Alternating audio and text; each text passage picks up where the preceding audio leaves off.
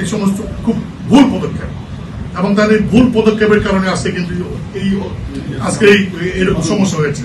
আমি মনে করি সরকার এই সমস্ত ভুল পদক্ষেপ নেওয়ার কারণে সরকার এগুলি মানে আজকে তারাই ক্ষতিগ্রস্ত হচ্ছেন এবং জাতি ক্ষতিগ্রস্ত হচ্ছে।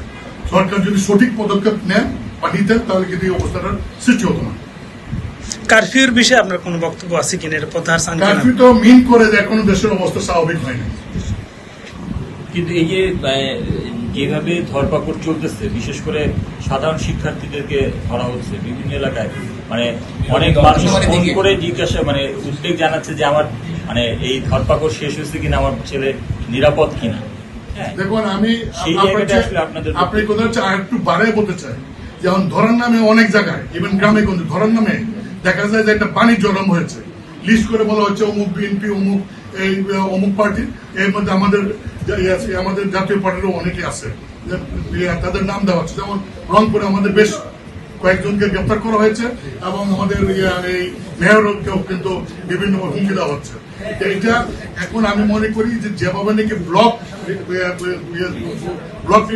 যেভাবে গ্রেপ্তার করা হচ্ছে, এই গ্রেপ্তারটা কোনো মতে সমীচীন না।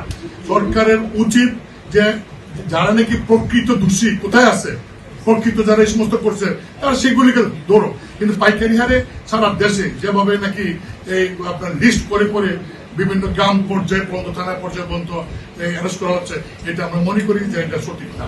এই পদক্ষেপ তাদের এটা নেওয়া, এটা বাণিজ্য প্লাস এতে মানুষের মধ্যে আরো খুব সৃষ্টি হচ্ছে এবং সরকারের এই জন্য তাদের পরিণতি ভোগ করতে হবে। কারণ কেপিআই এইগুলি মানে ভেঙে ফেলবে সরকার, দেখবেন কিছু করতে পারবে না, এটা কি করে হয়? তাহলে সরকার করছেটা কি? চলে যাওয়া উচিত বলতে কি আপনার পদত্যাগ দাবি করছেন? বিশেষ করে যে সমস্ত মন্ত্রী তাদের মন্ত্রণালয়ের কাজগুলো করতে পারেন নাই, তাদের আমি তো মনে করি দায়িত্ব নিয়ে চলে যাওয়া উচিত। যে কোনো দাবি নিয়ে রাস্তায় যদি যাই, রাস্তায় গাড়ি ভাঙচুর করি, তাহলে বোধহয় একটা আন্দোলন হয়।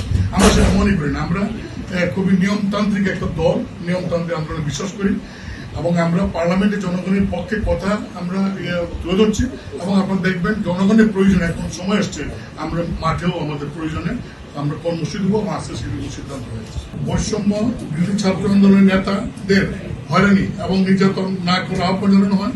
ছাত্রদের নামে দায়েরকৃত মামলা প্রত্যাহার করারও আহ্বান জানানো হয় এবং কোটা বিরোধী ছাত্র আন্দোলনের গ্রেপ্তারকৃত সকল ছাত্রছাত্রীদেরকে অবিলম্বে মুক্তিদানের দাবি করা হচ্ছে।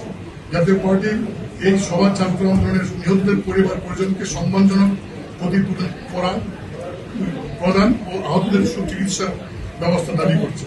এই সভা অনতিবিলম্বে দেশের ইন্টারনেট সহ সকল সামাজিক যোগাযোগের মাধ্যমে সময়ে খুলে দেওয়ার আহ্বান জানানো হচ্ছে।